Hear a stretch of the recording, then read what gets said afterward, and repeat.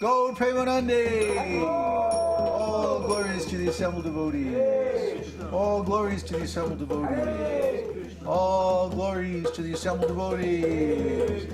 All glories to Sri Sri Guru Gauranga. All glories to Srila Prabhupada. Harinam Sankirtan Ki Jai. All glories to Babaji. Namo Krishna Pradaya Krishna Prasthaya Buddhaya Srimati Bhakti Vedānta Swami Shamane Namaste Saraswati Deve Gauravani Pacharani Nirvishesha Shunyavadi Paschatya Deshataya. Hare Krishna, Hare Krishna, Krishna Krishna, Hare Ram, Ram Ram, Hare Hare. So kīrtan should be sweet. Huh? Can I see the LCD? Kīrtan should be sweet. Sometimes when we go to a temple, we see everybody's jumping up and down, smashing the kartals, and pounding on the drum. You can hardly hear the holy name. It's just all this like, what are they doing? They're all looking at each other. They're not looking at deities, or they're not looking at Krishna within. What are they doing? Showing off. Showing off, yeah. Kanai got it right. They're trying to impress each other. I can jump higher than you. No, I can play kartals louder than you. It's not unusual to see breaking kartals, breaking the strings, breaking the drums. Srila Prabhupada commented, after he had to go through this incredible trip with his godbrothers. His godbrothers and Narayan Maharaj got to send him mridangas and kartals for kīrtan.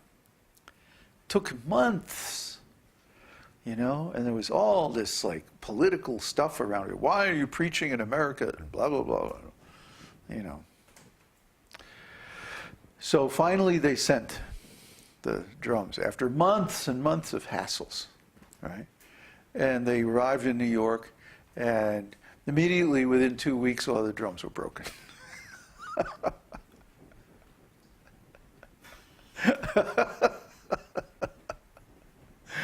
Oh, Krishna. So Prabhupada, he wrote back to India, and he said, after all of our efforts to get these drums and everything, these American boys immediately threw them down, broke them. So please ship some more. Do they break them by throwing them, or do they break the skins? Well, no, by putting them down too hard. You see, they're just made of clay. The traditional kahol from Bengal is just made with a thin clay shell. It's reinforced by some strings and fibers and stuff like that, but still, it's not very strong, It's clay, and then it's baked in the oven, and So, yeah, it's sort of like a tandoori oven with some leather heads on the top. So it's not very strong. It's just red clay. The ones we had, this one is fiberglass, I think, right? Yeah, they had to make these special for the Western devotees out of fiberglass. They don't sound as good, but they're, at least you can't break them so easy.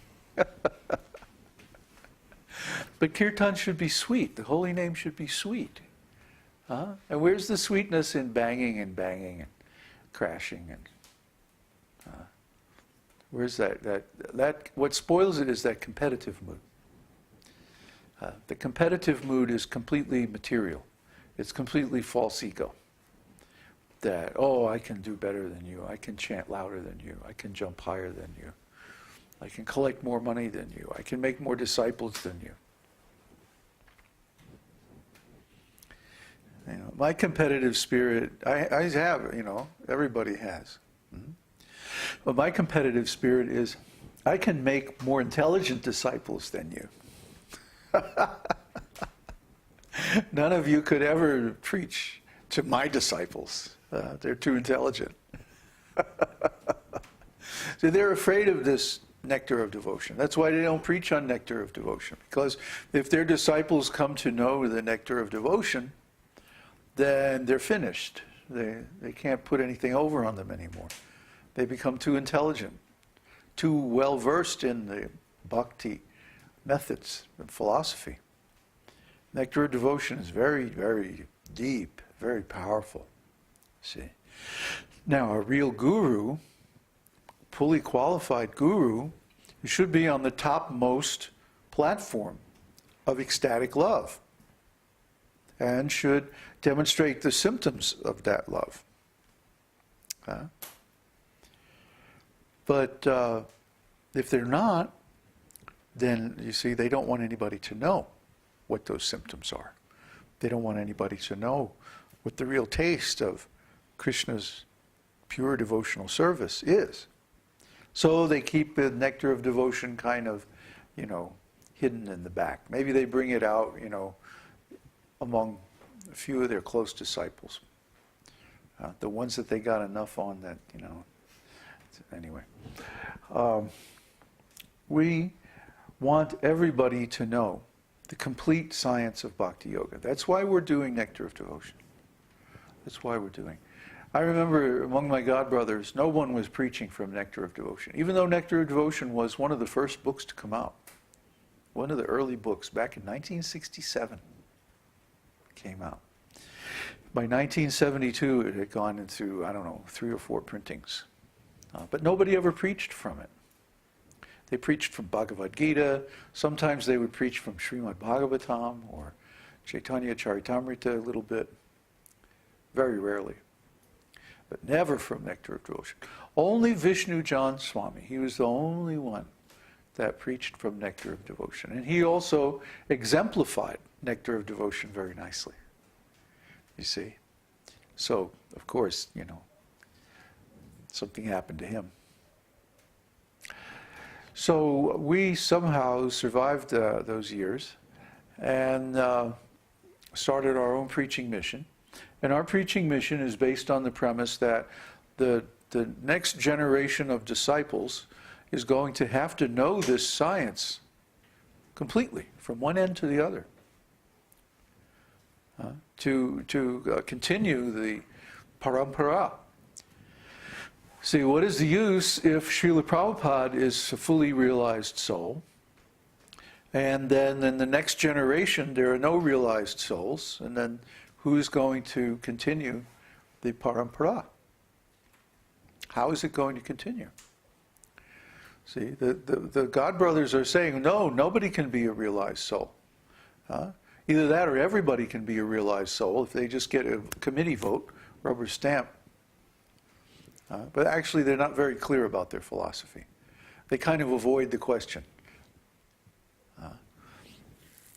The criterion of guru is based on no objection.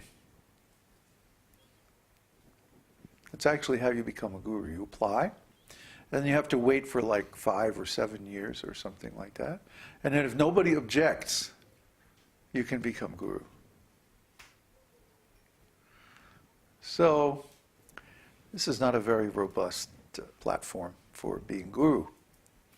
What we want to make the premise, which is also there in Śrīmad-Bhāgavatam and all the bona fide scriptures, that one should be a self-realized soul to be guru. He should be approved by Krishna and the spiritual master. He should have those qualifications. He should know this philosophy. Not just in theory, but in practice, in fact.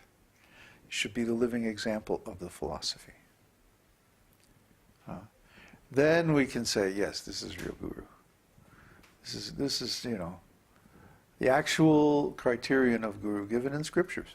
So why shouldn't we follow it? Why should we invent some other criterion? Why should we come up with some no objection policy? That's our idea. That's not Krishna's idea. That's a human idea. So that kind of association is on the platform of religion. Religion means an external spiritual association. based on some material principles or invented by some human intelligence. But human intelligence, no matter how good, is always going to be less than Krishna's intelligence. And Krishna has given the criterion in Bhagavad-gītā 4:11. He says, just approach a self-realized soul, offer service and inquiries. The realized soul can give you the truth because he has seen the truth. So those who have seen the truth, then they can become guru. They can accept service. They can accept inquiries from sincere disciples and give real answers based on their personal experience. They don't have to make anything up, and they don't have to memorize anything. I know a lot of devotees